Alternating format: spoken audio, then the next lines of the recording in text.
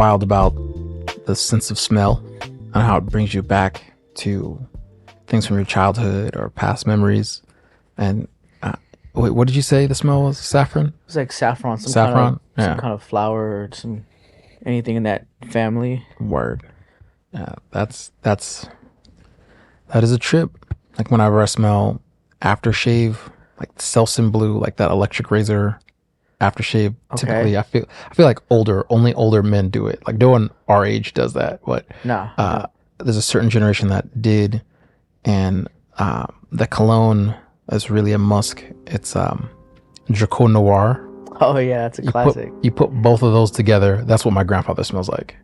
Oh, okay. Yeah. Sometimes when I smell it, I'm like, whoa, Papa. Right. Yeah. Even my dad always used to I think it was called Curve. You ever heard of that cologne? I'm big on cologne. I actually have a cologne collection. Was it the blue bottle? There was a red blue bottle? one, but there was also like a green with yellow. Green and yellow. Yeah, I know that way. Yeah. So that was one of my dad's go-to, and like whenever, I mean, I don't happen to smell it because I don't think anyone really wears it anymore. But like if I do smell that, it's like an instant like like that, you know, kind of moment. Back. Yeah, he's takes you back. nearby. Yeah, he's another room. Yeah. And it's crazy because I think even with all like, you know, the sensory stuff like smell and visual, and then you have like music, right? Like you can hear a song and just be like, whoa, I remember being 4 years old and like my mom, my sister, my brother, my uncle, whoever, you know, playing this. And it's not so much about the song anymore. Like it's what that song means. You know, it's adding that, what it adds to that memory. It's just like, whoa, like I sometimes have those times where I'm like, man, this reminds me of like Sunday morning, mom cleaning, you know, dancing in the living room. I haven't heard this song in like 15, 20, 25 years. Yep. And I still know the words. Yep. That's the crazy part for me. Power of music. That's why I think it's a dangerous game to play karaoke or go to karaoke with people. It's like if someone puts on, it's as random as a jukebox. Like it comes on, like, oh man, that was in fourth grade. I remember I really liked this girl, but she liked my best friend. And then I was feeling all these things I never felt before because I was in fourth grade. Right.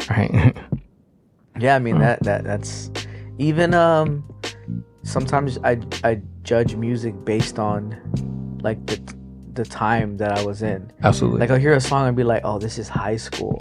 Oh yeah, I do that every this is time. 2007, summer of 2007. Oh, I was you know, I was with my ex at that time when this song came out. Yes. Like we used to play it on our way to the beach Yes. when I got my first car. Yes. So it's just like you go into like layer by layer. Oh, this song, it was at, you know, I never went clubbing, but like, oh, this was at every club in the summer of 2009 because I remember I just got out of high school. This is that jam. Yeah, that was the jam. Exactly. Right there. Yeah, summer jam. Yeah. So Wow. even stuff like that is crazy how you can connect it to, you know, a memory or memories, and then people get, you know, people are also playing their role in those memories because it could be an ex, it could be a friend, someone who may or may not be here in the physical realm anymore. Yep. So even stuff like that is like, whoa, it can trigger a lot of things. Yep.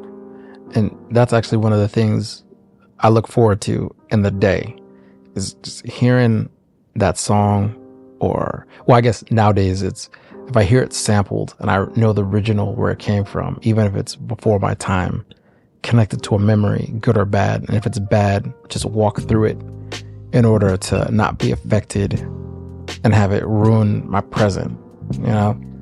And when it comes to just strength and conditioning, that's one aspect. And then another aspect is the healing and the recovering of past memories. And I was thinking to myself earlier, like, oh, what am I talking about on the podcast? Here are some pitfalls that people often get into when they start working on their health, working on their physique, is getting thrown off by one of those memories that just comes out of nowhere. Yeah. You know? And one of the things that could be a healthy exercise that you just do by yourself is walk through that rabbit hole of where your mind goes. and then address where the problem was, where the hiccup was, just so you could correct that. I don't even want to say core belief. I think it's more like, did you ever hear the analogy of the interior castle? No.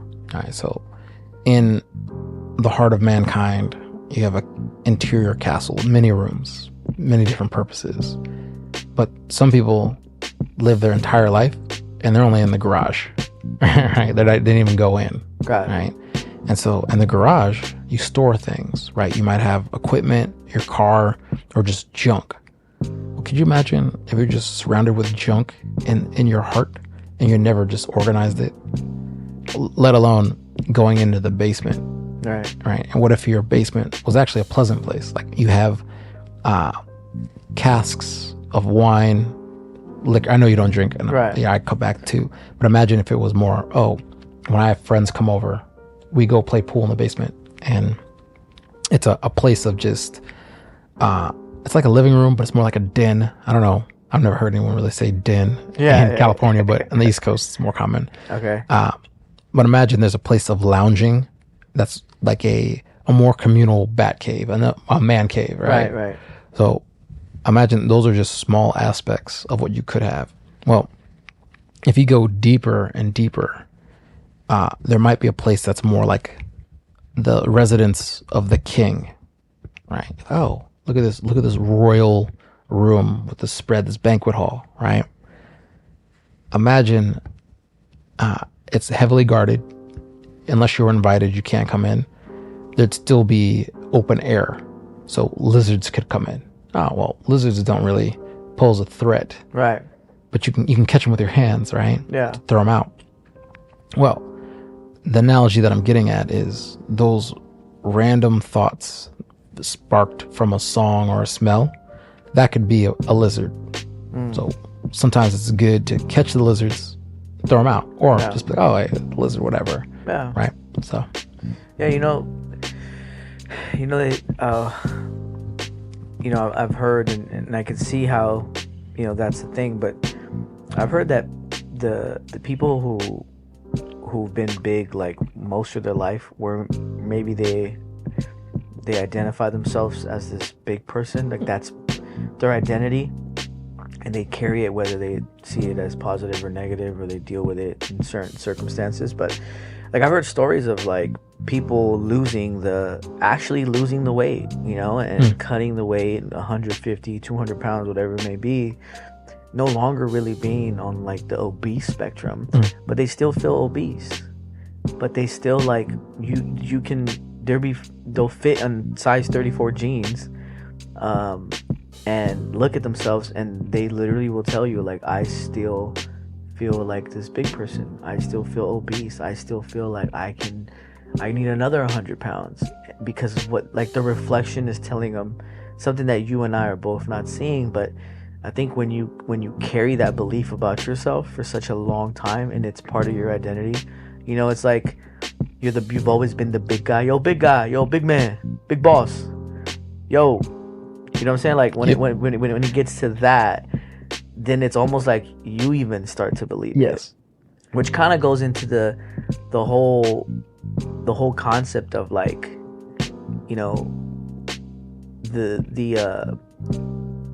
like the people who are like, in the like manipulators and stuff, they're just extremely calm and really good liars, because that's what you believe, right? They're not like this. What you see in the movies is like, it could just be an average Joe, but it's in the word and the way it's phrased. So I think if these people have been talking to themselves a certain way for so long, I mean, even your football coach should be like, hey, yo, Big Dave, you know what I'm saying? And it's like, well, I've always been Big Dave, and you can never let go of that image. I find that I've never been like a big person. I've always been, for the most part, pretty fit, but I can see how someone may have trouble kind of shedding that old version of themselves. Absolutely. And you just keyed in on something really important, is the mental work, the psychological work needed to do outside of the external. It's all right. How do I see myself and who am I now? What are those things from the past that you can let go? Because that's a lot of baggage. And that goes into disorders, right? Anorexia would be one of those moments, right? And if you were to talk to someone who's anorexic, they'd say the same thing you're saying. Like, oh, I am still fat. Oh, I could lose just 5 more pounds, right? Meanwhile, they're eating 200 calories a day and working out nonstop, right? And then the other end of the spectrum is not letting it go of who you used to be and to adjust in who you are now, right? And when those things are together and balanced, they're synced up, oh, you're a dynamic, full functioning human being. And I think that's a double-edged sword, right? It cuts both ways, because if you focus on one end, the physical end, more than the psychological end, there's going to be an imbalance, and then vice versa. And so a lot of this, like, that's the reason why I even brought up this exercise of catching the lizards, right? Because that's something that could pollute what you're taking in and how you see yourself, and how that would impact your perspective on how people see you, right? Like, imagine you just got the shape of your life, and then people are like, oh wow, look at how great you look, look at how great you look, look at how great you look. At some point you have to have the humility to accept that is the thing. So the damage might actually be on the way you perceive yourself. Got it. Right? Yeah, absolutely. Yeah, it's a very interesting topic, because I think from the exterior people can physically see that you're not what you think, you're not what you're saying you are. It's physically proven, but to them, I think it touches on such a deep core of a belief within themselves that it's you can't shake them from their own truth, what they believe it's their own truth. And like they say something where it's like if you think you can, you're right. If you think you can't, you're also right. Yeah. Oh yeah, I love that saying. And I remember seeing that. I don't know, it's probably one of those Facebook memes or whatever, but I remember reading that, and it kind of like, it really stuck to me, because I started thinking, like, anytime I've said or truly believed in myself or bet on myself or taken risks, even when I don't achieve what I thought I wanted or what I perceived as the goal, the way things end up mapping out always seem to favor me in some way. Always seem to favor me, where it's almost like, oh yeah, like, you wanted this and you worked so hard for this, and I understand that, but guess what? I'm gonna give you this instead. You're like, no, I want this. Like, no, but you don't even know what's behind door number 5. Yes. Because you're so stuck on like this one thing, and then door number 5 is like 300,000 times better than what you were chasing. And I've learned that as I've gotten much older. Like, we were just talking about, like, my birthday just passed and whatnot. Happy birthday. And happy belated. Thank you. And I was just kind of like just having a moment to myself and for myself, just evaluating certain things. And I was like, man, anytime I thought something went wrong, or it was something that was uncomfortable or awkward, or I didn't like the direction, if I just stayed true to myself and stayed within the course, things just always seem to just favor me in one way or another. I may not see it at the direct moment, and then here comes like a missing piece to that puzzle. It's like, oh, so then I met him, who then led me to him, and now because of I got to meet this person, and now and it's just like that opened that door to this, and it's just like, whoa. It's kind of that, it's one of those things. And I think it's very important, where it's like, if you adapt that thing where, like, I can't lose that weight. If you have a wedding in 3 or 4 months and you're like, I need to lose 25 pounds, I got 4 months, and you're like, I don't think I can do it, then honestly, you won't do it. You won't do it. Right. But if you just change that perspective and you flip that switch and you're like, 25 pounds, 4 months, okay, all right, you already start making out ways that you're gonna make it happen, then you could do it. You will do it. You can. And that's, you ever heard the expression "fortune favors the bold"? Mm-mm. That's a more secular take on what you had just mentioned. Whether you believe you can do it or if you believe that you can't do it, both are true. And in that instance, it's you're prepared, you risked it, and then you found out there are many options, new options. Whether you didn't realize there are more options that are even greater than the thing that you had your eyes and focus set on, that's up to you. But the principle is still there. And I like to take it even deeper, going into the wisdom literature of our Jewish brothers and sisters, where it says, have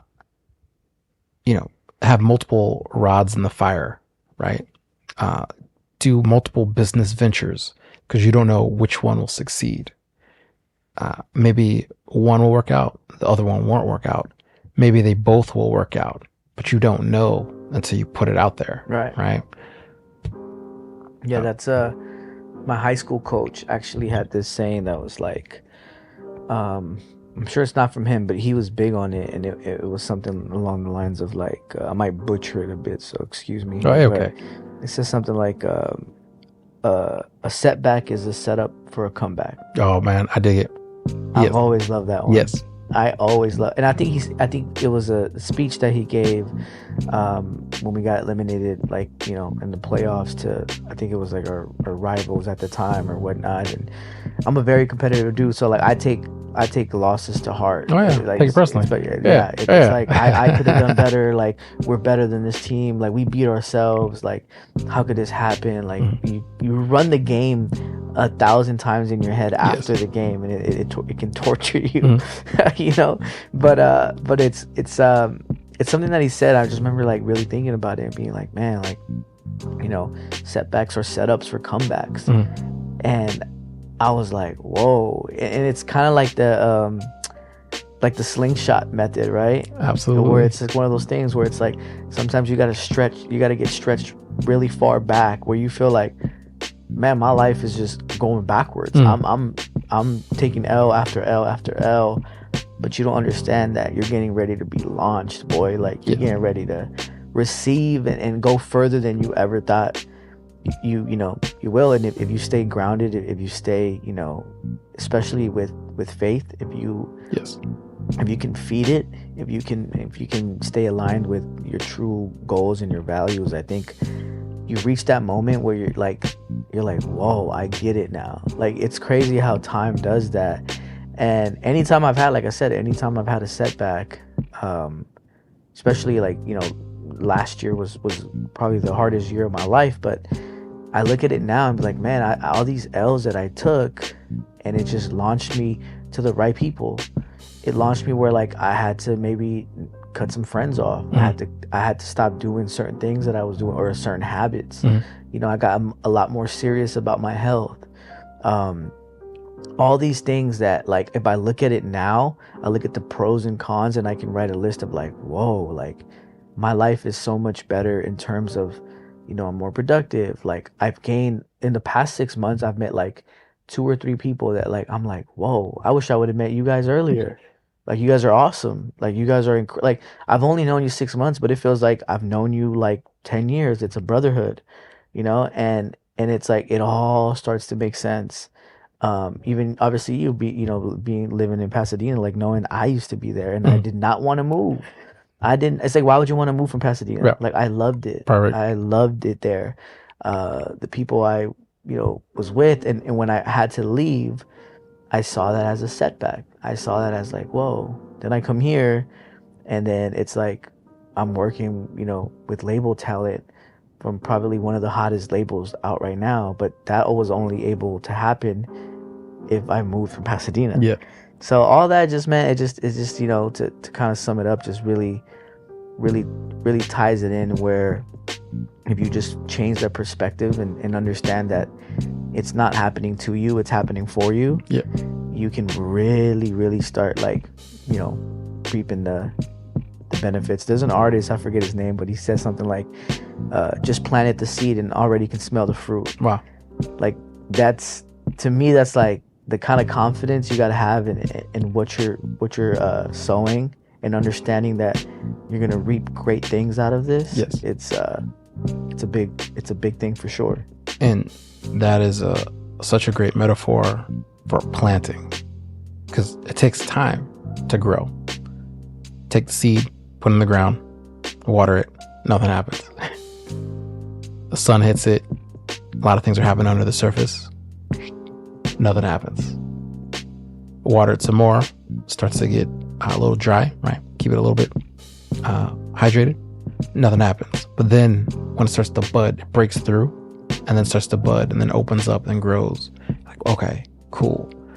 To go from point A to point Z, right, where it's smelling the goodness of whatever you planted, smelling that fruit, that's what I'd call prophetic, right? You need to be able to do that as an exercise practically anytime there's anything that has a challenge.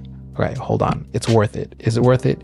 I don't see any progress. You don't have to. There's still stuff going on underneath the surface, right? Fast forward in time, you're there. People say, hey, how'd you do it? Oh, well, I just planted a couple seeds. Well, there was a ton of time where I said the same thing. I'm like, is this gonna work? Yeah. Hopefully this turns around sometime. So yeah, I want to just switch gears a second and go to talking about what happens in between time, right? Like what in those dark periods, if you don't mind going into it, you don't have to go into serious detail. Yeah. But when you had the hardest year of your life, what was the thing on those days that didn't look like anything was changing, and you're replaying how it got to this point? What was the thing that had you move to the next day, move to the next day, move to the next week? To be honest, I think during those days, like those days feels like you living 3 days in one. Because time feels like it moves really slow. Like you can be in bed up by 7 and you feel like you've been in bed for like 12 hours, and then you look and it's like 10 a.m.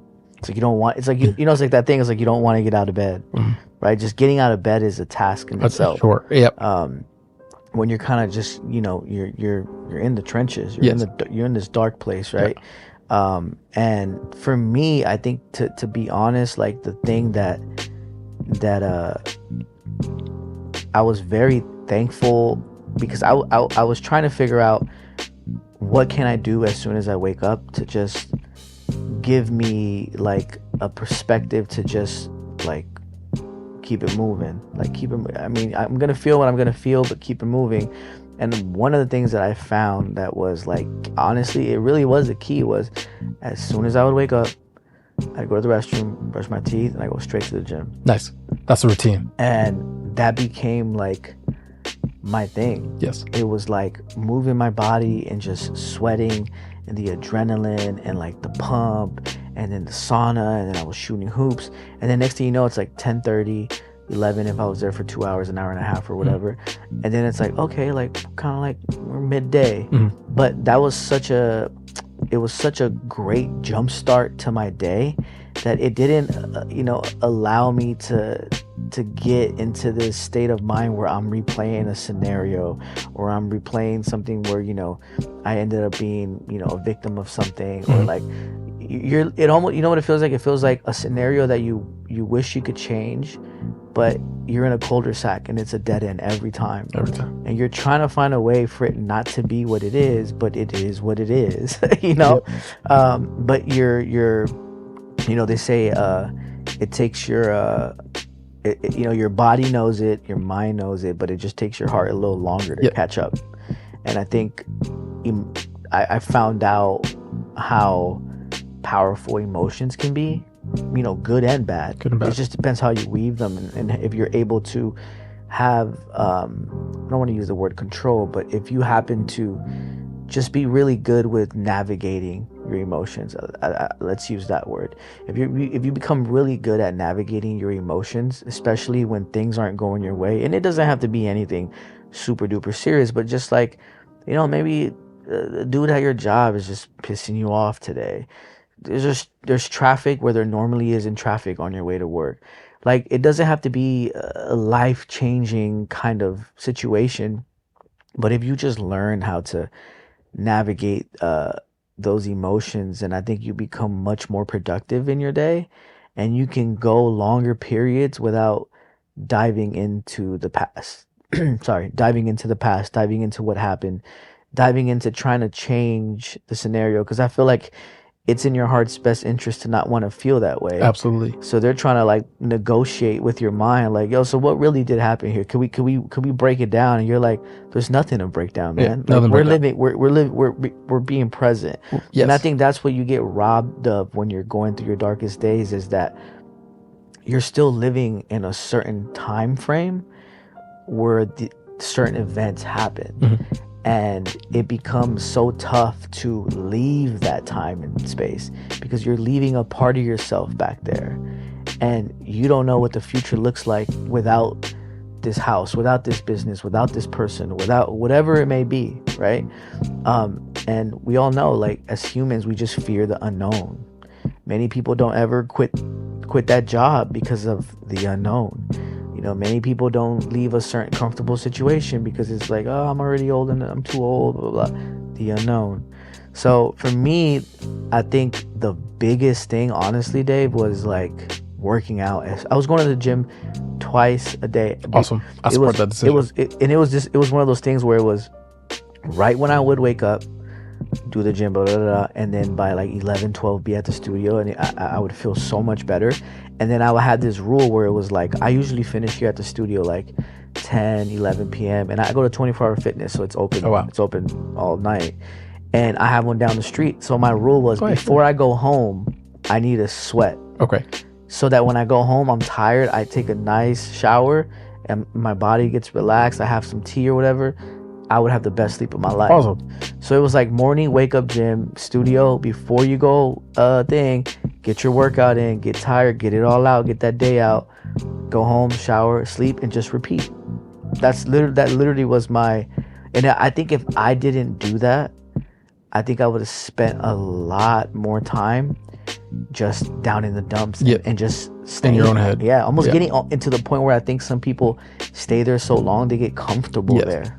And that's dangerous. Yeah, that's definitely the most dangerous game. And what you had just keyed in on, I think that's the nugget for today, of when you get kicked in the teeth by life and it doesn't look like it's going to work out for you, find that routine that is healthy and just stick to that until you get till you step out of yourself, and then learn how to adjust what's happened in your mind and in your heart, but you're still doing something physical. So going to the gym twice a day, I completely am on board for that life. And then not neglecting your work, not neglecting your duties, and then doing something out of the ordinary, like a 2 a day. Oh yeah, you found it. Yeah, and I ended up, the other thing that I think people, I just feel like it's natural to not think of it while you're going through it, but the kind of lessons and the things that you learn about yourself after the storm has passed, because no storm lasts forever. Yes. You know what I'm saying? So I kind of saw it like this. I kind of saw it as like, okay, like I can sit here and pout and just kind of stay in it, and when the storm's over, I'm still gonna be the same person. Which to me is just like, why would I go through all that and still be the same? Yes. Why not go through it and learn stuff about myself, become better, become healthier, stronger, look better, feel better, fit into things I haven't fit in over a year. So it's like, I'd rather just use that pain. They say pain's the greatest motivator, right? So it's like, I'd rather use that pain and this dark time. And when that dark cloud is gone, I'm a much better version of when I was going through that situation. And, you know, I was fasting a lot too. And, you know, you brought up a point about like healthy ways to cope with things, and healthy alternatives to give back to yourself, give back to your body. And I know, you know, drugs and alcohol are probably, I would say, one of the most popular coping mechanisms, right?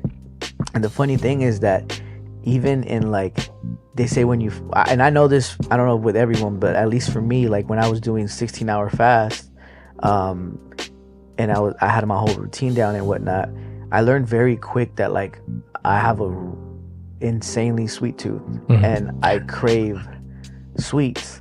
And Guilty. through fasting, I learned that this was something that I needed to start cutting out from my life, like sugar, like sweets. It wasn't so much about the carbs, it wasn't so much about and I was like, wow, it's crazy how like me putting myself through something that's gonna help my body and make my body which I already felt. I would wake up and I would feel like Superman, dude. Like I was just like, felt light as a feather, all this energy, and people were like, but you haven't eaten in like 16 hours. Like, dude, I felt so good. I was doing like fasted cardio, so I was doing all these things, and I learned a lot. Like, oh, okay, like I need to cut back on sugar. So then I did that, and then I realized like, I don't need a nap at 3 p.m. anymore. Like, I have all this energy. Like, I'm good. You know, I don't need to rely on that cup of coffee for energy. It's like, I'm good. So it was a lot of like teachings that I was learning about the way my body worked too, as I was putting off this weight, that I think was like such an eye-opening experience for me, because I've always been thin my whole life, very athletic. I played sports since I was 4 or 5 years old, played basketball and soccer my whole life, competitively, in school, out of school, tournaments, travel. I mean, by the time I was 15, I had visited like 20 of the 50 states just playing soccer. Hey. Yeah. So like I was that kid, very, very, very athletic, very competitive. But these are things that I didn't know about myself. And when I started cutting off sweets and not drinking my calories and like the sugar in like these drinks, especially, it's like, I didn't know like, oh, it's only 6 grams of sugar. Then it's like 6 added grams. It's like, oh, so now you're at 12. But I didn't know that. So all these things that I started learning, and it only made me feel better. I think it also helped with that mental fog that you get when awful. Exactly. So yeah, all that stuff, I think, man, it was such a, like, now I would look at it and be like, I wouldn't take anything from it. Like I wouldn't change any of it. Like it was so crucial to, I think, my development, which is funny. I was talking to Liz, right? You know Liz. Of course. And I was telling her, episode 24. Yeah. There you go. We were having a cigar. We're having a cigar together at the lounge. Nice. And I was kind of telling her this theory that I was like, you know what? I think everyone should hit rock bottom at least once in their life. Yes. At least once, man. I'm with you. I think there's just so much just character carving and building there. There's so much lessons in there that I think there are only great tools for you to go out into the world and use them. And I can tell you that I feel like I went through that, because it wasn't just like one thing. It was mentally, it was spiritually, it was financially. Like, yes. I was getting hit left and right, like uppercuts. Like, it was at the point where I was like, let me catch a break. Yes. Like, the 27 hit combo. yeah, like Mortal Kombat. Yeah. So yeah, it was just like, yo, like, am I being picked on right now? Like, I felt like Ashton Kutcher was gonna come out like, you've been punked. But it was all a joke. But he never came out. Yes, never came out. Yes, that's exactly what it's like. He never came out, bro. So yeah, definitely. I think there's a lot of of lessons in there that I think people can really learn from, and it's the beautiful struggle. I guess. Absolutely. And there's a couple things to take away from that. And what I found out about myself was the amount that's actually left in the tank when you're hungry. And fasted cardio was so effective because your body's like, hey, we need energy. We're going to eat the fat. That's what we stored it for. We don't want to eat the fat because that's why we stored it, just in case it's an emergency. But this looks like it's an emergency. You burn 500 calories on the treadmill, elliptical, rower, whatever it is. And all of a sudden, the second you start moving, I think by the time you have a sweat, you're not actually hungry anymore. And when I noticed that, I said, okay, the pain is temporary in that window of not eating, especially when you have to drag yourself to the gym. But the moment you start to get your heart rate up, you're no longer hungry. You no longer feel like you're going to pass out. Yeah. I mean, I'd get so hungry that not just my stomach, but my jaw would hurt. Like Really? and be like, and then when I ate something later, it felt like the same pump and release from working out, just chewing food. I'm like, man, I don't know if I've ever. This is while you're at the gym? Yeah. Oh. No. So at the gym, it'd be miserable for the first 2 minutes, and then the hunger was gone, headache left, and I was good to go. I felt the dopamine release, and then, all the feel good feelings from working out. But then later on, when I did break fast, when I was eating, not just the pleasure that happens on the tongue and of eating food, but chewing the food, felt like the pressure got released from my jaws. And I was like, Really? oh, wow, it feels good to just chew. Wow. Oh, wow. And the food's delicious, right? Yes. So I was reading a book once. I love to read, and it wasn't even a book about nutrition or health or anything, but I think they were touching on the subject of, like, nourishment and to the body and stuff like that. And they were saying how a lot of the times, or most of the times, like, when you think you're hungry, you're really not hungry, you're just dehydrated. Yep.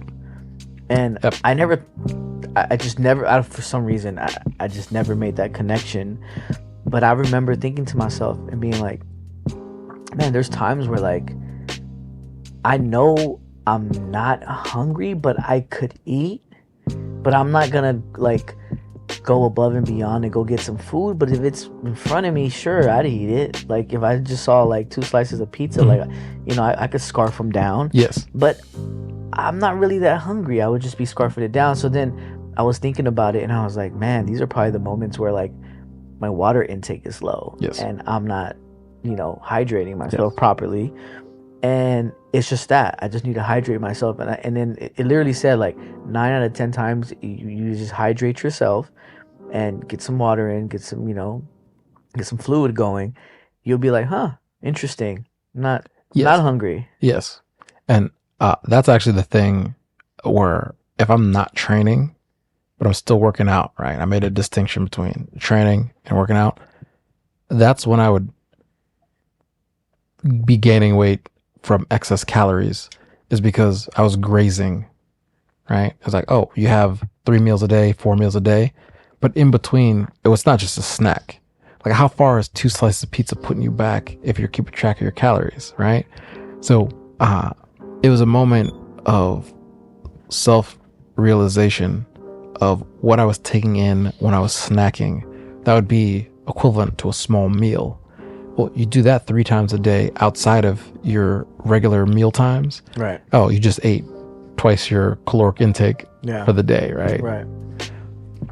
Yeah, that was huge for me, because I remember being like, so this is the moments where I don't feel hungry, but I can eat, but I know I shouldn't. It's like, I just ate 2 hours ago. Like, why am I feeling like this? And it's like, hey, bro, you got to get your water in. And that was, I think even for me, it was always like, be fit and stay fit because season's coming. Yes. Be fit and stay fit because we're in season, or there's a tournament, next week, and you're competing, and then you have scouts looking at you when you're in high school, and it's like this thing. But as an adult, and obviously you not being a professional athlete, I realized that even if you stay fit and you maintain that and you do your best to meet your goals in that, like, you perform so much better on your day-to-day basis. You get more done, you have more energy, your mental fog is gone, you just feel better, you feel like your body is just giving you so much more, where you're kind of like, man, it's almost like comparing it like to analogy where it's like, you might be dating someone and they give you 100% one day, and then the next day it's like 50%, and you're gonna feel that difference. If it goes from like 100 to 95%, you might not feel it, But if someone's giving you their 100%, you know, they're talking to you, they're replying to you, you know, they're making effort to see you, like all this, and you're like, whoa, this is dope. Like, I love this. And then the next day, it's like kind of like ghosting you, kind of dry. You're gonna be like, wait, what's going on here? And I feel like that's how it is when you put the right stuff in your body, and then you see it perform at its best. That when you don't do that, you suffer from being like, whoa, yesterday I was killing it, today I look like a shadow of myself. And it's happened to me recently. Like, I for the most part eat pretty clean. You know, obviously I have my cheat days, you know, where I, you know, overindulge or whatever. But I was telling a friend of mine just recently too. I've been eating clean for a while. Then it was like 2 a.m. I was having a cigar with a friend at his house, and we decided to go to Tommy's. Okay. At like at like 2:30 in the morning. Mind you, I already know Tommy's. Yeah, of course. Yeah, the chili burgers. Yeah, I know those go through you. You know what I'm saying? Of course. Yeah. So, stay less. Yes, bro, I know. But I hadn't had Tommy's in maybe over, I don't know, man, like 5-6 years. Like, it had been. And what happened? So let me tell you. So we get there, and I'm already prepared. Like, I'm gonna eat this burger and I'm gonna dip. Yeah. I gotta go home. I'm just like, I'm not a fortune teller, but I know what's gonna happen. Yeah, exactly. If only life worked that way. Yeah. Oh man. Yeah, you know. So I go to Tommy's, and I was like, you know what? I'm gonna go all out, because I don't go to Tommy's. So I get the burger with the chili cheese. Of course, you have to. Yeah. Told him extra cheese, even though I'm lactose. Oh no! So I'm setting myself up. I'm telling you, I knew I was gonna eat it, and I was just gonna go straight home. Yeah. And then I got the chili cheese fries, extra chili. So I was just going in or whatever, and then I got like the milkshake that they have or whatever. So I'm like, yeah. The Bermuda Triangle of like, that's the one. So, dude, I eat it, and don't get me wrong, man. Like, I ate this thing, and I was like, oh my God. Like my brain was like, why did you not, you know, where you've been this whole time? Yes. Incredible. The chili cheese fries tasted amazing, bro. And I was having such a good time just killing my meal. Then the milkshake and everything, and I was like, all right, I got to shake, literally. Yeah, like, I got to shake. Yeah. No pun. Yes. And then instantly, it was like my body was like, yo, Will, what are you doing, bro?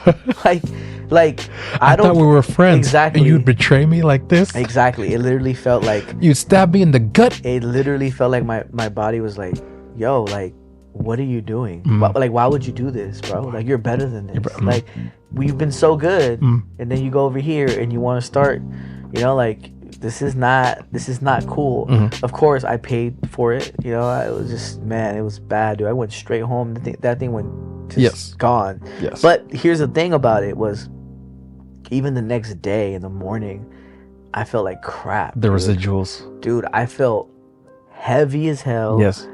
I felt lethargic. Of course. I felt mental fog. Yes. Sludge in the system. I felt just sludge. I just felt like I was reacting a little slower than my normal self. Like, everything was just kind of like just almost in slow-mo, dude. I was like, that's exactly what it is. It was hard to get out of bed. Yes. And I was like, I almost thought I was getting sick. Yo. I was literally like, am I getting sick? Fam, did you go to the gym the next day? Yeah, in the afternoon, but not what did the sweat smell like? Bro, yeah. I'm trying to, bro. Yes. That's how you know. Bro, I'm trying to tell you, I was just like, dude, like, it was also a great reminder that I've been good to my body. Yeah. Where my body rejects it automatically. Nice. Because I think when you're so used to, like, Taco Bell used to be my thing. Like, you and my girl should hang out. Dude, Taco Bell, even to this day, if I'm craving something, like, I don't know if it's a little bit of childhood mixed with nostalgia. Two of my aunties worked at Taco Bell, so they'd bring the big old, like, box of, like, crunchy taco, got that ill discount, the Mexican pizza and all that. And my little brother actually ended up, his first job was Taco Bell. No way. So Taco Bell's in our family, dude. Okay. So and it doesn't help that I live, like, across the street from one right now. Oh no. And yeah, man, it would get to the point where I would have it so much, and I was just like, I don't know if it's because I'm younger, but like it didn't affect me. I didn't really care. I just went on with my life. But now, anytime I overindulge in like a big chunk of chocolate cake, or like a very salty, pretzel with with all the breading and the cheese, and you dip it, and like I pay the price, and I always remind myself, like, man, it's literally my body's way of saying, like, bro, like, this, you ain't built like this no more. Not anymore. This ain't us no more. And once out, it just rejects it. So it's cool to have that that cheat meal, kind of indulge in it, but it was also a reminder to me. It's like, yo, like, you no longer identify with putting this crap in your body. Absolutely. And your body is telling you, like, bro, we don't get down with that either. Don't get down with that. Yeah, exactly. Which kind of was like, okay, cool, because I remember I used to eat fast food all the time. Yeah, same. Especially interning at studios, like kind of doing the music thing. It's like I couldn't spend $25, $20 on a meal every day. It was like dollar menus all day, baby. Like, keep it moving. And that was definitely a lesson learned on that one. What you just said about not being built like that anymore. Well, you broke down what the old way of doing things was, and then you made it a new standard. You built up that standard through clean eating, exercise, regular sleeping pattern, that routine, and then going back to that old way of doing thing and your body rejecting it is such a good indicator that you've evolved. Yeah. And I'm exactly the same way. And the thing that I'm concerned about are the holidays, because in October. Well, your holidays start in October? Yeah, well, so no. In California, Halloween starts in August. Yeah, so people are already getting geared up. I'm like, yo, this is way too soon, right? Wait, what do you do? Halloween dinners? No, so watch. You have the junk food from Halloween, and it's around everywhere. So what's the junk food? Right here, about candy? But here, look, it is casual. You have the Kit Kat in the bowl. Cool. Or watch what happens around Halloween. There'll just be excess. People are like, oh, I just have it here. My pockets here, and my backpack here. And my briefcase here, in my glove box. It's like, all right. And that's specifically for October, right? So more candy, right? All right. Because your sugar intake goes up. Yeah, of course.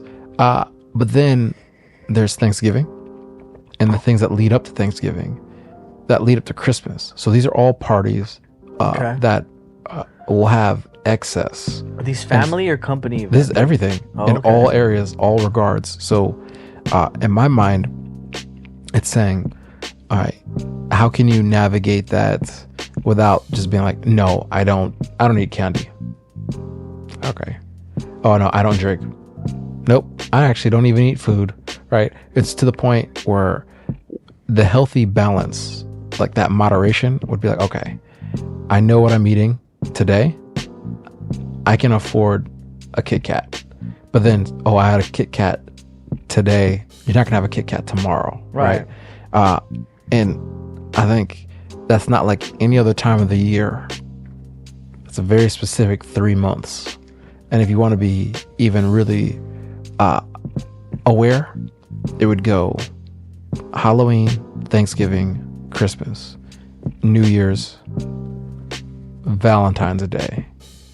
In between that, there are so many celebrations that kind of get shoehorned into the mix. You can name it quinceañeras, birthdays, anniversaries, whatever it is, work celebrations, awards, accolades, all of these things, weddings, where it becomes a spread constantly, right? If you have a studio thing, like a big event for celebration, are you really gonna turn down like that, all that stuff there, right? So it's like, okay, well, how do I navigate that and not be so austere, right? So yeah, I think it really comes down to one of your key points of making that adjustment, realizing that bad times don't last always, and then making a new routine no matter how you feel. And then when you indulge every now and then, just don't make it a habit. Right. And to catch when it becomes a habit is to, okay, let me go back to phase one. Here's the routine. This is what I do. This is how I eat. This is how I work out. This is how I work. Yeah.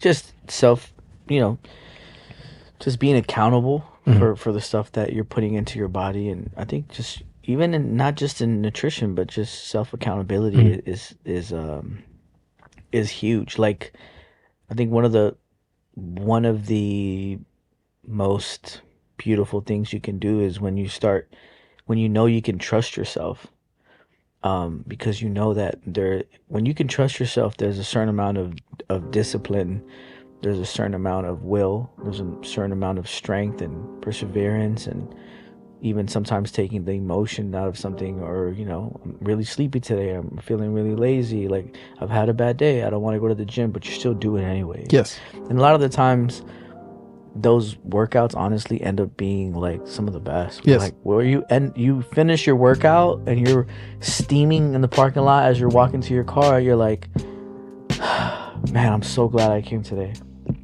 Like, and an hour and a half before, 2 hours before, you're complaining about how you didn't want to go. Yes. So I think when you can, trust yourself, and like I said, not even just when we're talking about nutrition and working out, but even in life, right? When someone disrespects you, can you trust yourself to let go of that friendship? When someone crosses your boundaries, can you speak on yourself? When you're being treated a certain way at work, can you tell your boss, hey, I don't like when you call me this? Can we, like, when you can trust yourself to stand up for yourself and get things done, and you remove the emotion out of it just because they're hard things to do, then I think you start really aligning with yourself and you understand yourself a lot better. So it's easier to do the hard things, because the hard things, like, they never just one day just get easier. You just continue to do them. Yes. They're still going to be hard. It's still hard. A cold plunge is a cold plunge, baby.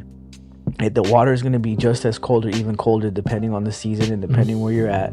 It doesn't get easier. You just learn how to do the hard things every day consistently. Little side note, did you look at my notes?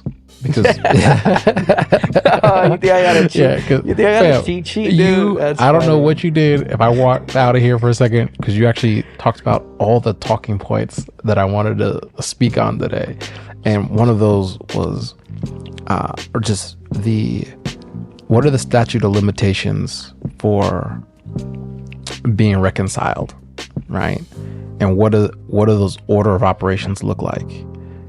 And what you had said about, calling out your boss for speaking to you a certain way, or a friendship that ended because there was a misunderstanding, or the person was taking advantage of the friendship, and you're like, no, this is not how it's going to work.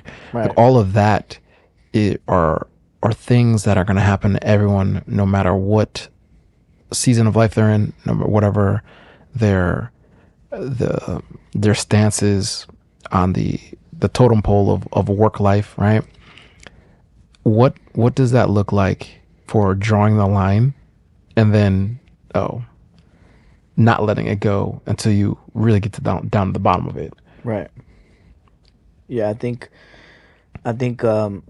once you have those, like I said, you learn how to do the hard decisions and have that self accountability and really begin to trust yourself. You become a lot more clear on the things that you want in your life, and that's, like I said, friendships, relationships. Like, you start creating certain boundaries, and if people decide they want to cross them, then you can trust yourself to make the decision and not be a part of that. And I think that's a beautiful thing. I think a lot of times, there's a lot of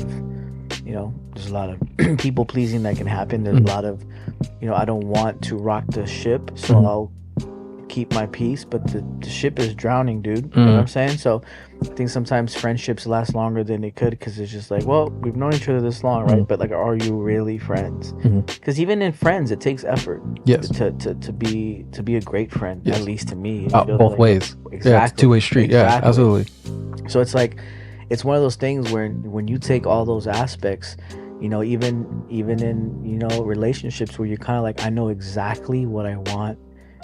I have my ideal version of the kind of woman I would like to be romantically involved in. Yes. When you get really, really, really clear on those things, I think it just helps all parties, because you know exactly what you want from someone you know you're going to spend a lot of time with. Yes. And I think if you just kind of go like, well, she's cool, I'll figure it out, you'll kind of like, you'll kind of learn that it's even in nutrition. If I'm going to lose 40 pounds and you just like, I'm going to go to the gym and I'll figure it out. I'll figure You know what I'm saying? I'm going to float at the gym. Exactly. I'll be a floater. No, don't float. What's that saying where they say, man, what was it? I'm gonna butcher it again, man. But I think it was something where it was, you don't want to learn how to fight during a fight. Definitely not. You know what I'm saying? You train for this. You know Absolutely. what I'm saying? You train for this. You prepare your mind, your body, and the stuff that you're feeding your body to give you the strength to perform at your highest capacity. Exactly. All right. So you just created a problem. Because there's about 3 talking points off of just that last section of speaking. They're gonna think we set this up, dude. No, this is not a set. This is primo conversation. All right. So first one, I think I'm gonna line them up and we're gonna address them however you want. So the first thing was when a friendship has run its course, when to let go. The next was, what's the line in the sand for being disrespected and letting it go? Right. The next is, in a relationship, what's that ideal woman? Or who's that person that you want to spend the rest of your life with? What does that look like? What are you willing to tolerate? What you're going to just pass on? Right. And then the next was the guidelines for reconciliation that Jesus says. So which one do you want to address first? We could do the first one. When you know it's time to let go of a friendship or friendship or relationship or both okay, either one. Yeah. To me, honestly, I think I don't think it happens. I've speaking from experience, I had a friendship that was like 6 years, 5 years. I mean, that's a long friendship. Spent a lot of time with this person, so I'm speaking from experience, but not to get too detailed with it. I think for me, the biggest indicator is like your body starts to reject this energy, this thing. Dang. Because I feel like when you hang out with someone and then you stop hanging out, like you guys go your separate ways, sometimes you get this like boost of like energy and you feel good and you feel like you guys are just pouring into each other's cups, and it's like, but I feel like when you hang out with someone where it comes from a place of like maybe it's ran its course, when you don't, you almost feel like you've been drained of energy. Yes. You feel lethargic. You feel like, oh, man, like hopefully we don't do this again next week, because I'm gonna have to bail on him, or her, or whoever it may be. So I think your body starts feeling even sometimes anxiety. You're walking on eggshells. Like your interests are shifting, and maybe you don't want to bring it up because you don't want to upset. So now you're just tiptoeing around stuff. And I think when it gets to that level, I think it's time to go. But again, it takes the heart a while to catch up to what the body is already sensing. But we're all energy, you know. Like I can enjoy my friend's company and be around him like all day and feel like we spent 2 hours together. Same thing romantic. That's a good sign. You know, that's a great sign. That's good energy. That means you guys are aligned. That means like on the frequency spectrum, you guys are it's just working. And I think even romantically, right? Like if you have someone, for example, me, I'm talking to a girl or something, romantically involved, it's like you can just like stare at the wall for hours and enjoy that in itself. And you're like, whoa, we've been staring for 8 hours. Like it felt like 20 minutes. That's the quality time. You know what I'm saying? Yeah. Absolutely. Yeah. And for me, like quality time and quality conversations is part of my love language. Yeah. So it already is involved with the things that make me tick. So make me go and that I like. So when I feel like I'm not enjoying our conversations, I'm not growing, I feel like I'm tiptoeing around, walking on eggshells. For me, I feel like it's time to just, you got to let that one go. All right. And go from there. All right. I'm right there with you. That feeling of exhaustion after spending a lot of time with someone is a key indicator that needs some space. Just needs a little bit of space. But let me run this by you, because this was today's reading, right? And this gives me the protocol for navigating all these different types of relationships. And Jesus said to his disciples, "If your brother sins against you, go and tell him his fault between you and him alone. If he listens to you, you have won over your brother. If he does not listen, take one or two others along with you, so that every fact may be established on the testimony of 2 or 3 witnesses. If he refuses to listen to them, tell the church. If he refuses to listen even to the church, then treat him as you would a Gentile or a tax collector. Amen, I say to you, whatever you bind on earth shall be bound in heaven, and whatever you loose on earth shall be loosed in heaven. Again, amen, I say to you, if 2 of you agree on earth about anything for which they are to pray, it shall be granted to them by my heavenly Father. For where 2 or 3 are gathered together in my name, there I am in their midst of them."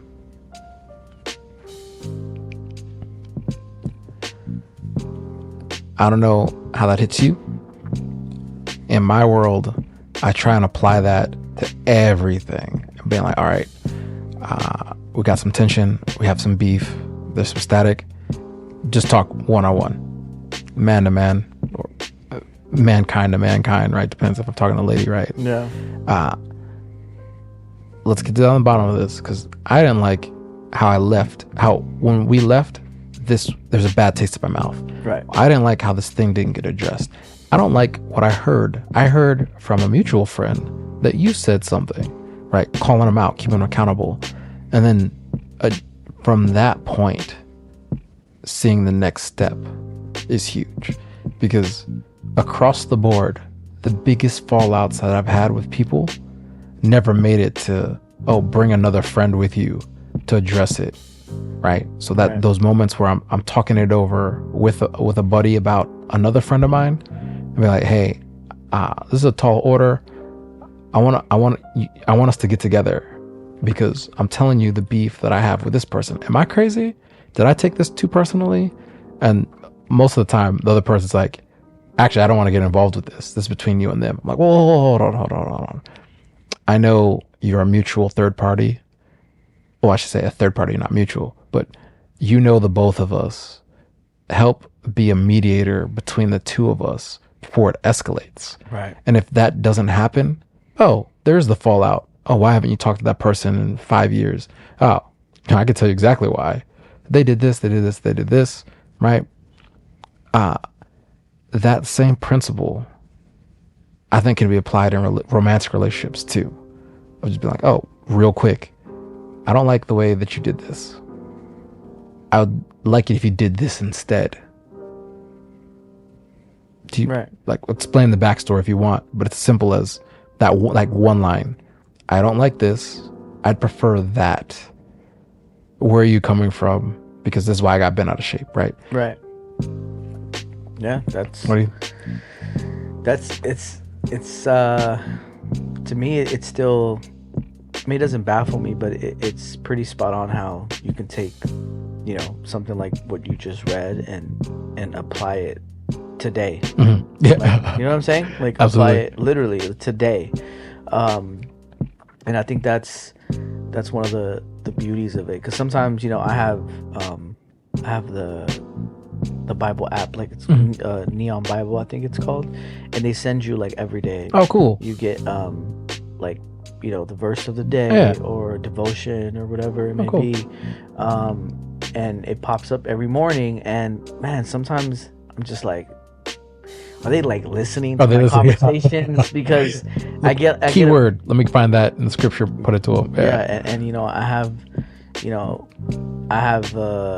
even when here's the crazy part. Even when I don't get one that I'm like, I read it and I read up on it, and it's cool because it has a translation that's to like breaks it down to like a much simpler concept, so you can understand it better if it's hard to understand, right?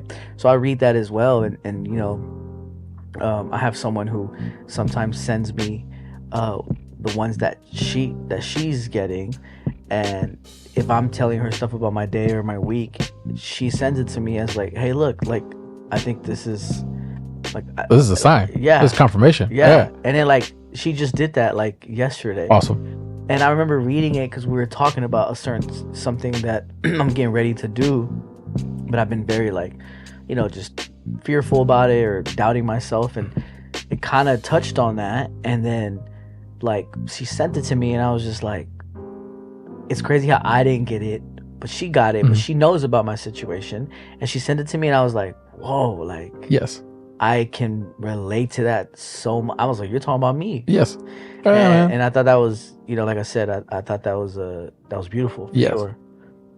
So that is God talking to you through your friend. Right. And that is like part and parcel of the whole relationship between the person and God. It's that hearing back, not just talking to him, not just saying all these things, rattling off prayers. It's hearing back and then responding to it. And that happens in real time, just like in this situation, right? Yeah. So, moving to relationships, romantic relationships, how did you say it? For the ideal romantic interest to be the relationship, and then moving in the future, like this is where I draw the line. It's gonna be me and her. What you'll put up with, what you won't put up with. Right. I'll just shed a little light, but not too much light, because I know my lady wouldn't want me just airing out everything. Make sure, right. Make sure you don't sleep on the couch. The whole thing. Well, we don't live together, so it makes it real easy. Okay, it'll be bad if I'm sleeping on my own couch in my own apartment, right? But the whole thing is, just to start off, there are so many more positives than negatives with her. Right. And then the negatives are very small things, right? And it mostly comes down to our differences in temperament, and then our history as being human beings, right? The things that we just have ingrained from childhood, right? And so she'll probably tell you immediately. Something that I bring up immediately is when I get interrupted, right? And that's one of my biggest pet peeves in life. And part of her and her development as a woman is that she comes from a family that always interrupts each other. Got it. Right? And so this is new, that someone would be saying, hey, I actually don't like when you do that. Hey, it bothers me when you do this. And so now it's more of something we laugh about, because I'm like, I don't even know I should begin this conversation, because I know the point I want to make will be interrupted. Right? And so I don't, it doesn't come out as flippant as that, but it's more of a thing like saying, okay, what are some big things that I don't like? Oh, adjust them case by case.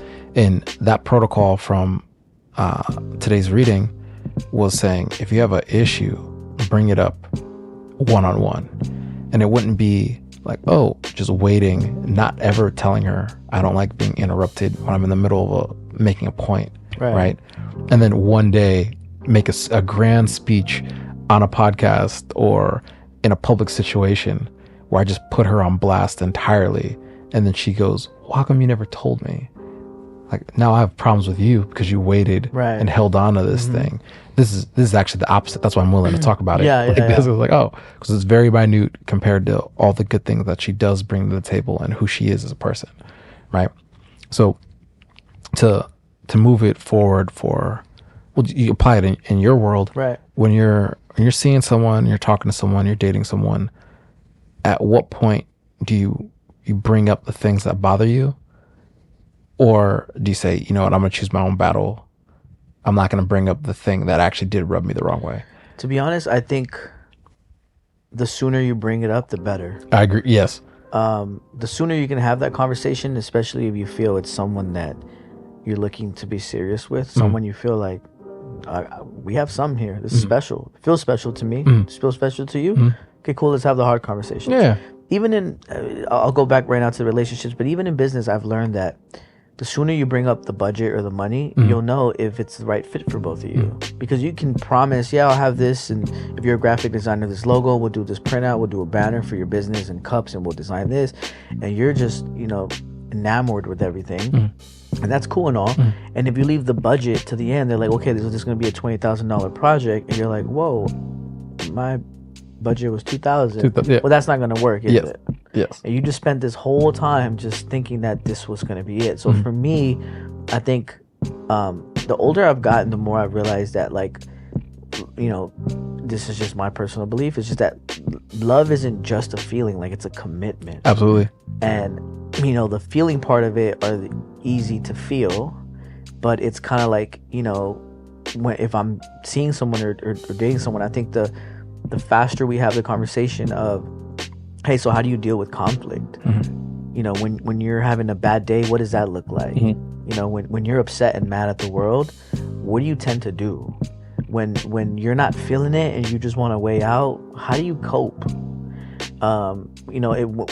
If we happen to go through like a financial crisis, how would you react? How do we get it together? Questions that to me I think are really big, right? Like, are you family oriented? How is the relationship between you and your family? Like your faith, your religion, whatever. All these questions that I think are not sexy. They're not the sexiest question. Yes. I think the sexy questions are like, so where do you like to go? What do you like to eat?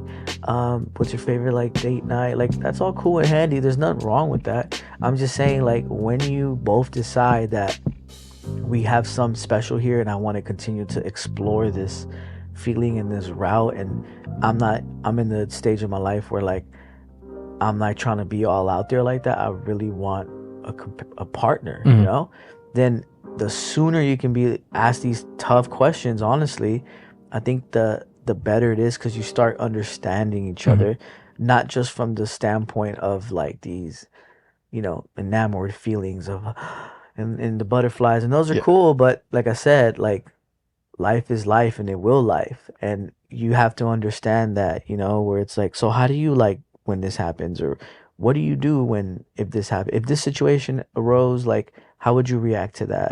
How are we going to do this? Do you like to travel?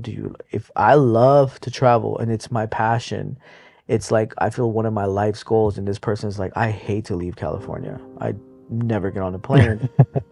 Then we might not be compatible. And I think that's another big thing, honestly, Dave, where it's like, we can have all the connection and the chemistry in the world, but if we're just not compatible, then you have to have that tough conversation with yourself and be like, I love to hike. She does not want to leave office AC.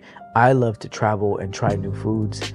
She eats the same thing every day and does not want to leave California. It's like, it's telling you, it's right there. It's telling you what you need to do. So for me, it's like, it's past the feeling. It's a commitment. It's through the ups, because the ups are going to be there and the downs will, just as sure as the ups will be there, I can guarantee you the downs will be there. Absolutely. As well. And the thing will waver up and down through the whole course of it. But when you choose to make that commitment and you like, I love this person, and even when I'm mad, I'm going to hug you when you get back from work, no matter what. Yes. Even when you're mad and, I cook for the family, you're still going to have your meal. Same thing for a guy. Even when you're mad, I'm going to take care of that, leaky faucet. I'm not going to do the silent treatment thing. Like, I can't stand that. I'm going to love you. I'm going to love you because I made it a choice. It's past the feeling. Even if the feeling that I feel for you right now is agitated or annoyed or bothered or upset or mad, or whatever you want to call it, you push past that and you understand that you're there for that person no matter what. Yeah. And those are, just hearing you say what you said and how you said it, it makes me even more grateful for Marianne, my lady, right? Because there's so many things that, so many of the negative things that she just is not, right? So I can, without the shadow of a doubt, be like, oh, she's not verbally abusive. Oh, she's not manipulative. Oh, she's not conniving. Oh, she doesn't triangulate. Oh, she's not depressed. Oh, she's not physically easily aggravated, want to start breaking stuff. Oh, she doesn't have a history of violence. Right. She's not, right? So going down that list, I'm like, whoa, why would I have even the door of opportunity open for anyone else? No, it's exclusively between us. And that type of thing crosses my mind, like, oh, you see a beautiful woman, or a beautiful woman who's really friendly with you, maybe a little bit flirtatious. That doesn't become even an option to me, because I'm like, oh, I know what I have in her. Absolutely. When I was in high school, I would have been dying for that moment, that opportunity, right? Especially you're a film guy, dude. Yeah. Oh man, yes. You waited for your moment. Yeah, yes. So that, I think it took having more options and then getting my heart stomped on and then Right. getting kicked in the teeth by life to start saying, wait a second, I'm not going to just take a great opportunity when it shows up. Absolutely. Oh no, I can wait. I can wait, right? And now with saying be on the same page, I actually disagree a little bit with you about, if the person likes AC and being inside and I like going on adventures and all that, because I see the merit in both of them, and I think that would be a complementary relationship where it's like the opposites attract. But the give and take part would be like, oh, you can make that fun. We go on a hike this weekend. We go bowling the next weekend. Oh, we try this new food spot. Show me what you really like about what appears to be a bland meal every day. Like why do you do that? Right. Oh, wait, it's because that's how you grew up and your grandfather loved it that way? Oh, I'm sorry for having judged, right? But it's just that learning, that willingness to learn. And let me just stop right there for a second and just say, this is going to be key. It's going to seem completely out of left field. But I'm going to just risk it and say the statistics for, you have all the options in the world. Get married because you love this person and you'll probably beat the odds. Like that whole mentality, the odds are not in your favor, right? It's 65% chance of divorce? Yeah. But then an arranged marriage is slightly south of 50%. I think something like 43% chance of divorce. And so if you're just looking at the stats, you're better off in an arranged marriage, right? But what if there was a take on the arranged marriage? Like, you have 12 friends of yours. They could be family members, mentors, people that you look up to, acquaintances, and maybe even someone you don't even look up, someone you don't even like, but they know who you are, right? You get them together and say, here is this lady, this is who she is, this is where she's coming from, this is her background. They vote on it. If that were a real life scenario, would you take that as an option? Okay, before I answer, rephrase that last line. If I had, you said, you got a committee of 12 people, okay, that you know, right? Maybe even just one stranger, just to Okay. make it a wild card, and they bring up everything from this woman's past, like family background, all that stuff, and just looking at you and everything you know about, everything they know about you, they vote on it to see if this would be a match or not. Would you take that into consideration? That's great. And I could even make this better. You don't even know this person yet. That's like wild. you don't even know what they look like. I don't even know what they look like. Yeah. Damn. Is this a game show that you've seen or something? Yeah, this is just a game show in my mind that right. Man, I don't know. I personally don't think I can, just because I'm very particular with what I like and with what I want. Mm-hmm. That losing the control of I think who you decide to share the rest of your life with is the biggest decision you'll make in life. Oh, absolutely. That's for sure. Yeah, it'll impact your happiness. Yeah, exactly. Yeah. So putting that in the hands of 12 other people, to me, mind you, they're your friends. I know, but man, man, charity starts at home, dude. It's true. Yeah, so it's one of those things where I don't know if I could do it. I would probably have to pass. Knowing myself, I would have to to pass on that. But like you said, you made such an interesting comment where you said, like, you're with your lady and you're like, if it was Dave back in high school, you'd be like, it would almost be a flex that you have somebody else trying to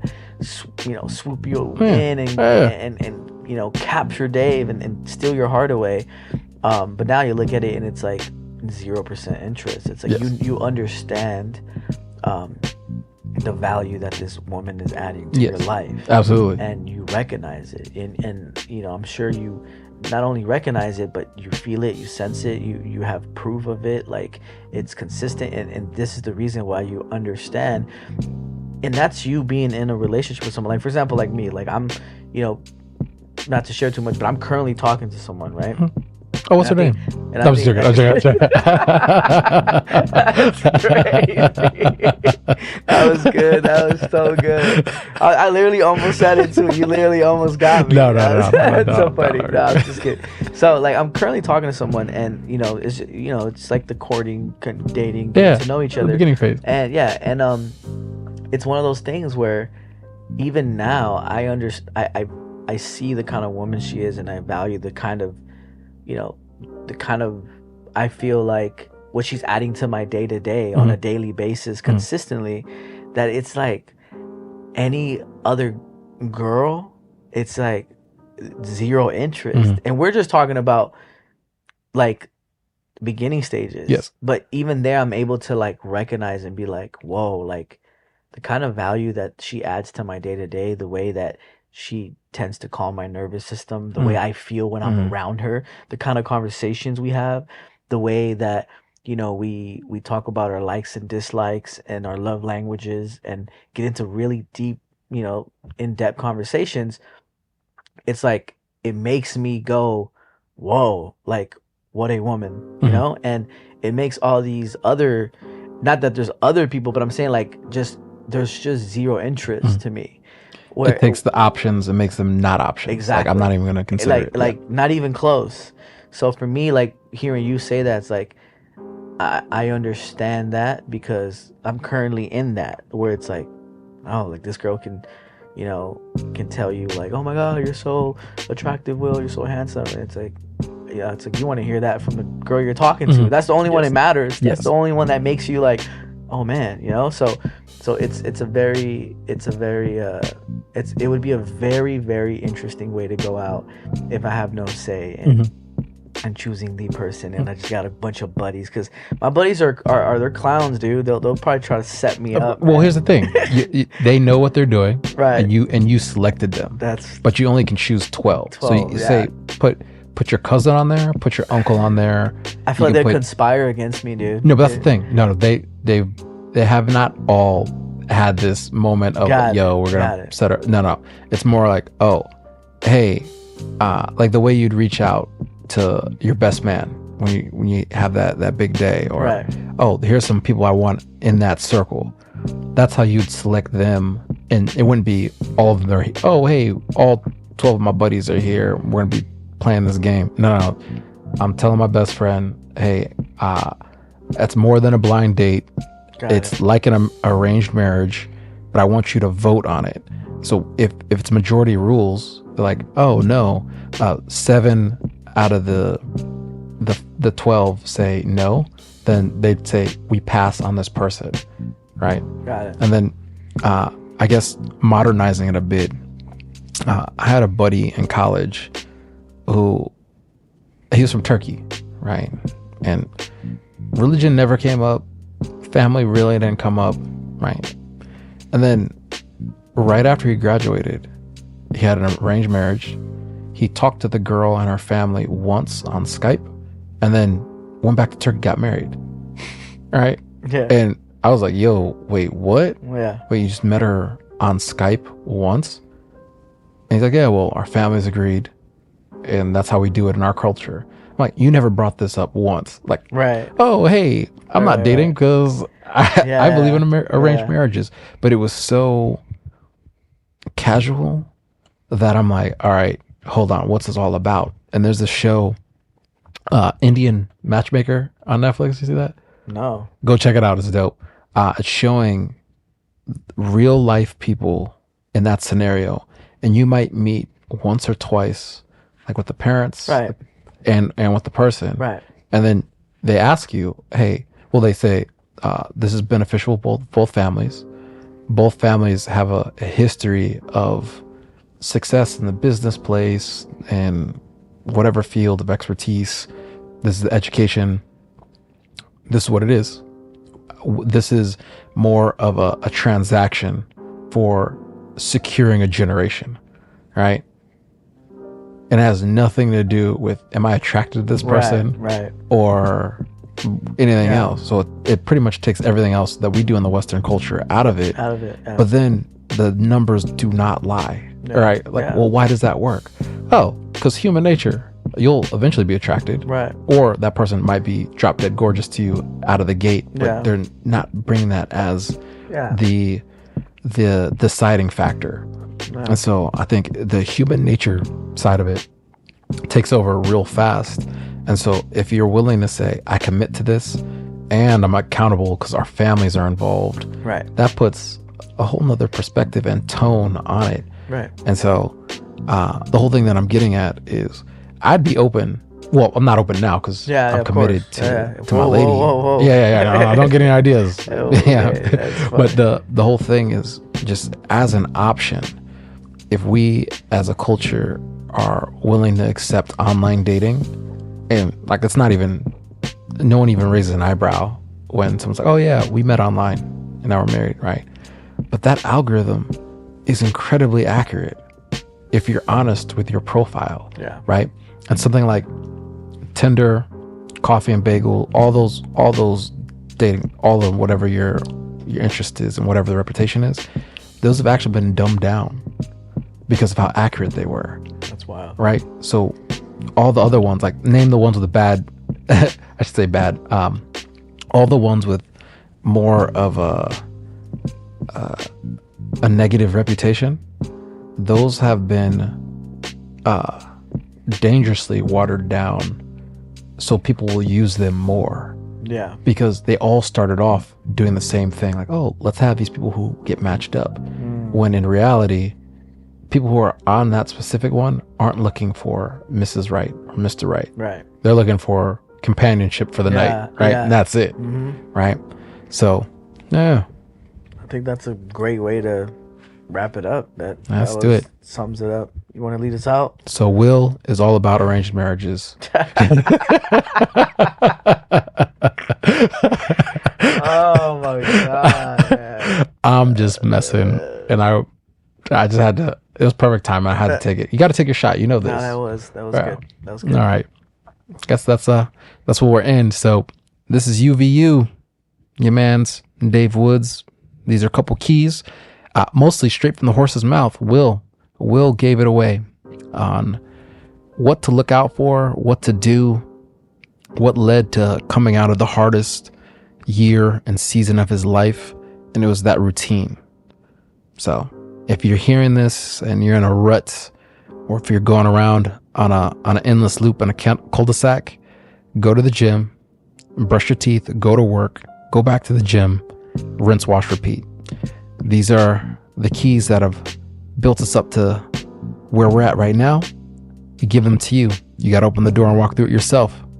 UVU, peace and blessings. Peace. Peace.